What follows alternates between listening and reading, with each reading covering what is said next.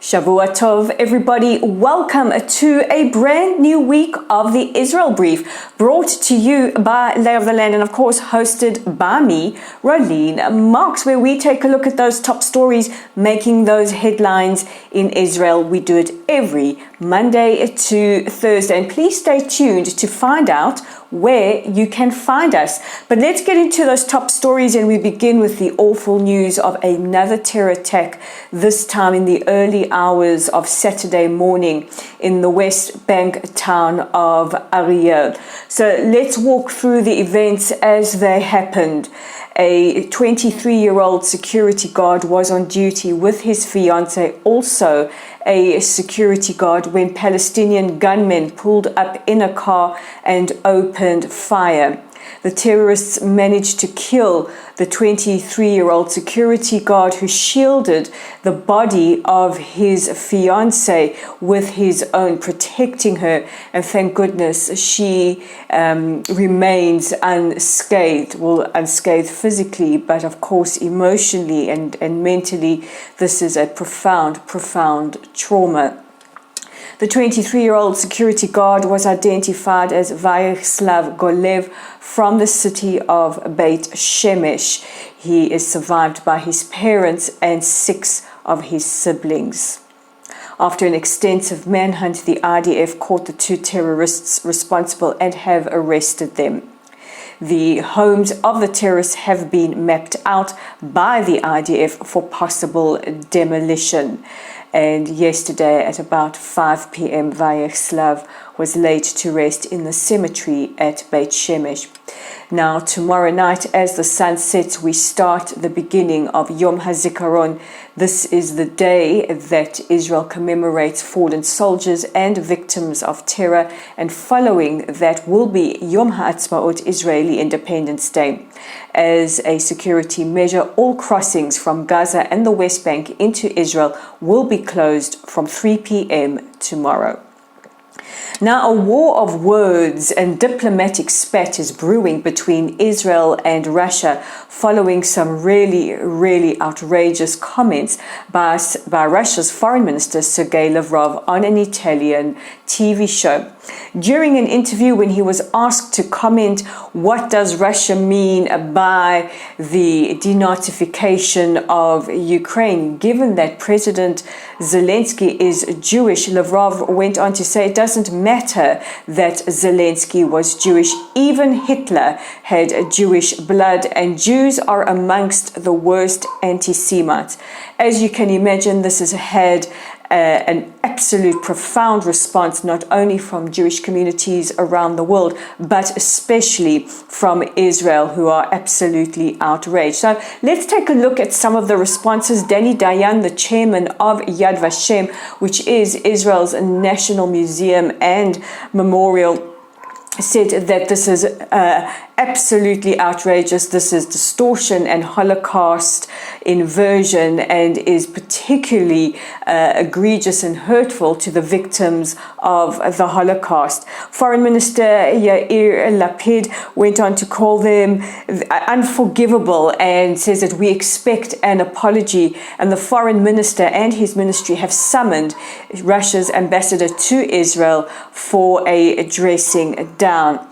Prime Minister Bennett also weighing in, saying that the Holocaust is not a political battery ram, and he sees these comments with the utmost severity. The use of the crime against humanity that was the Holocaust against its very victims, the Jews. And Ukraine's Foreign Minister Dmitry Kuleba has also given his opinion, saying that it doesn't matter that Lavrov understands diplomacy. This shows the deep-rooted anti-Semitism that he has, and says that Russia must be defeated for once and for all. I have noticed that the story is getting major coverage around the world as well, and we are going to follow this very closely.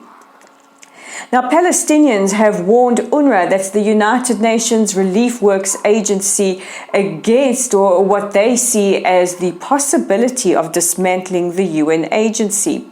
UNRWA has been delegating several of its services that it offers Palestinians to other UN agency, and a Hamas spokesperson has said that they see this as a prelude to the dismantling of UNRWA.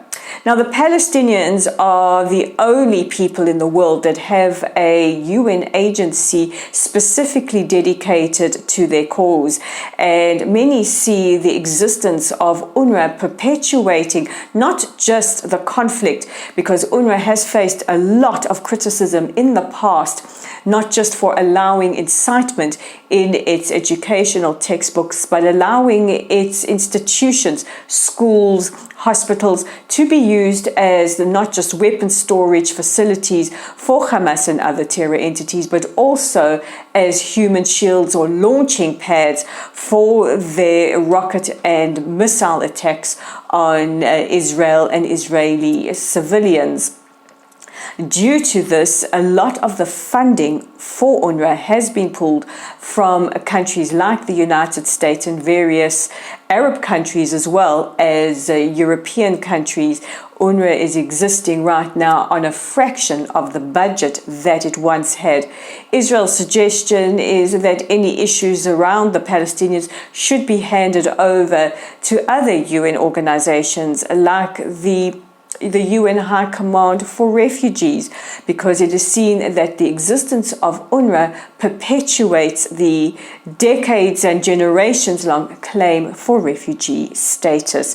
And as you can imagine, this is another story that we will be bringing you those updates as they unfold. And it is now finally the end of Ramadan. Last night, Israel's President Isaac Herzog phoned his counterpart, Palestinian Authority President Mahmoud Abbas, not just to appeal to him to maintain calm on the Temple Mount and to stop incitement, but also to wish him Eid al-Fitr for the end of Eid. He also phoned his counterparts in Bahrain and the United Arab Emirates to wish them an Eid al-Fitr as well. Now, this brings us to the end of today's top stories, but it doesn't bring us to the end of where you can find us. Our website is www.layoftheland.online. We have more original content going up there, and if you fancy yourself a writer or have a story or an article to share, please don't hesitate to be in contact with us via our website or social media. We are on Facebook. Our community is at Lottel Site. It's growing. We want you to be a part of it. So please, if you're on Facebook this moment, go straight to our Facebook page at Lottel Site. Give us a like, a follow, and share our content. Our YouTube channel, where many of you are watching us right now, is the Israel Brief.